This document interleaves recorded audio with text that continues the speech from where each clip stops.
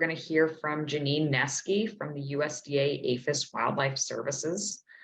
Janine is a biologist and extension specialist who works on the National Feral Swine Damage Management Program. She holds a Bachelor of Science in Animal Science, as well as a Master of Agricultural Sciences and Extension Education. All right, it's 3 o'clock, so you are good to go. Okay. Look good, everybody? Looks good. Okay. All right, so I'm going to talk about Squeal on Pigs, which is a public reporting campaign that we have.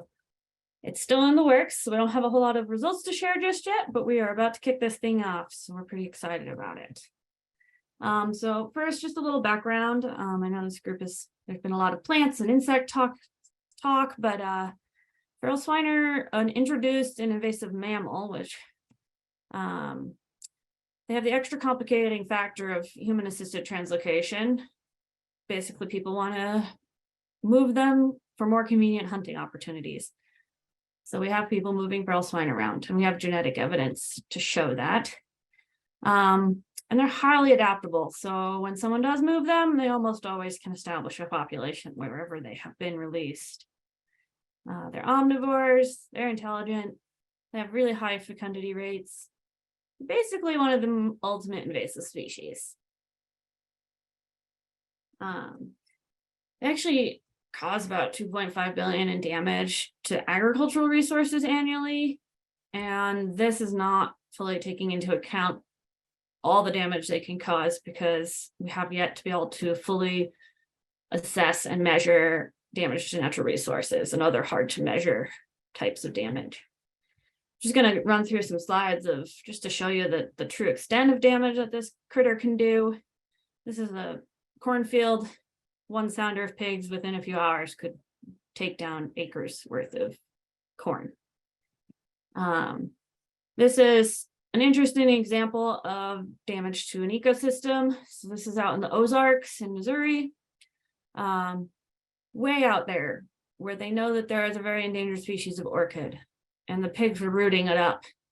And the only way they could prevent the pigs from getting after these orchids was to haul electric fence equipment out there and run hot wire around these orchids. So a lot of manpower, a lot of time and effort put into stopping feral pig damage here. Another common way feral pigs will damage wildlife and ecosystems is by just straight out eating young or eggs. They really will get after. This is a pig getting into a sea turtle nest. Despite, you can see there's hot wire around it, and do I have a pointer? Hang on. Laser pointer. You see a little bit of hot wire, and there's a cage over it, and our pig has still gotten in there. And we've seen total decimation of sea turtle nesting populations in areas with feral swine. They'll also get after ground nesting birds' eggs. And let's see, this is damage to a golf course. So again, another type of damage that's not fully assessed necessarily is property damage, just damage to landscaping, damage to people's yards, parks, etc. Even cemeteries. This was a very high concern, is disease risk and transmission to livestock, because feral pigs will often intermingle with cattle and other livestock, and they can carry a lot of zoonotic disease. And that disease risk is applicable to humans too. So these are some pigs on a playground in Puerto Rico. Never mind the fact that an angry mama sow could cause some real damage if she decided to go after a person or a child, but their droppings are all over the park, and therefore there is a disease risk. So in general, just a little background here. Sorry, I'm gonna get caught up here on a minute, get to the exciting stuff. But so what's being done about feral pigs? Back in 2014, Congress first allocated funds for our program, and we've had funds allocated annually ever since. And our main approach is to provide guidance and support from a national level to collaborate with local stakeholders to manage feral swine or feral swine damage in their region, because it's very regional depending on not just your geography, but also like the laws and the public sentiment toward feral swine in your region. So here's a map to give a little ground on what has happened with feral swine. So the blue down here, sorry, it's so small, this is 1982 feral swine populations in blue. And then by 2015, they had just exploded north. And this is primarily due to people moving them. Yes, there's some natural migration, but these populations way up north are coming from people putting them in a truck in Louisiana and driving them out. Here's our populations last year, 2022. We've managed to get some of those remote populations back down, like no more in Washington. Actually, this population in Oregon is looking like it should be eliminated this year. The one in Vermont, New Hampshire is much smaller. So we're gaining some ground as far as removing feral swine, at least the smaller isolated populations, although they're still well established in the South. But it's not just an America or US problem, it's all of North America, because we see right across the northern border in Canada, we have substantial feral swine populations. Likewise, there's feral swine populations in Mexico along the border as well. So we really need to collaborate as a transboundary effort to address feral swine. And sorry for this very boring slide. This is just a shout out to the Feral Swine Transboundary Working Group, which was established in 2020. This group is really what spearheaded our Squeal on Pigs effort and the reporting campaign. And primarily, our Washington Invasive Species Council was one of our primary partners for this, because they had actually originally established that back in about 2019 or 2012. I'm sorry, they had established the Squeal on Pigs as a kind of a brand. So what is this Squeal on Pigs I keep talking about? Oops, laser here. It is a transboundary partnership to prevent introduction and spread of feral swine. How exactly are we trying to do that?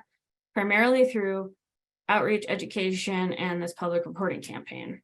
By creating standardized messaging, and we'll be able to communicate to the public, and we'll also be able to develop some customized key messages for distinct audiences. For example, farmers are going to have some very different interests than bird watchers or other recreationists, but feral swine can still impact a wide variety of user groups. We're also working to create a toolkit that managers can use to take the Squeal on Pigs outreach campaign and insert it into their local management efforts. And this is primarily targeting regions with smaller and less established feral swine populations, because it's kind of a preventative effort. Let's find the small populations before they get really bad or big or well established. But that's not to say that it won't be useful in states with more feral swine or more established populations. Haha. So here is our Squeal on Pigs. This is the more fun part now. So there was a branding refresh recently. So the one on the left, this guy, was the original Squeal on Pigs, established in around 2012 by Washington Invasive Species Council, as well as a few other partners in the Pacific Northwest. And I have been using that branding and reporting primarily through just a hotline number with success in the Pacific Northwest. It's spread into Canada as well. But we rebranded it to give it a little more pow, a little more edge, make it a little more eye-catching. Here's just a few more examples of some of our fun graphics. We have pigs causing various types of damage, mostly rooting, but in wetland and in grasslands.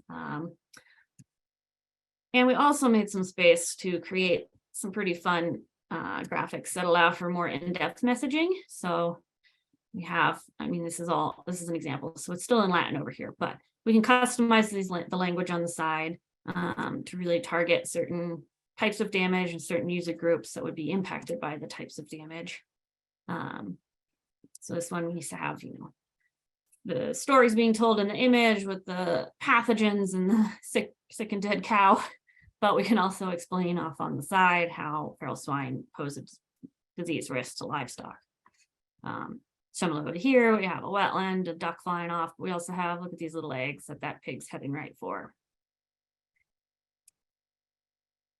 Additionally, we've got this translated now into multiple languages because, again, we have to work across all of North America. So right now we have everything translated in to Spanish as well as French. So we can move east, take this east to the Northeast and into Quebec, French-speaking Canada, as well as down south and into Mexico.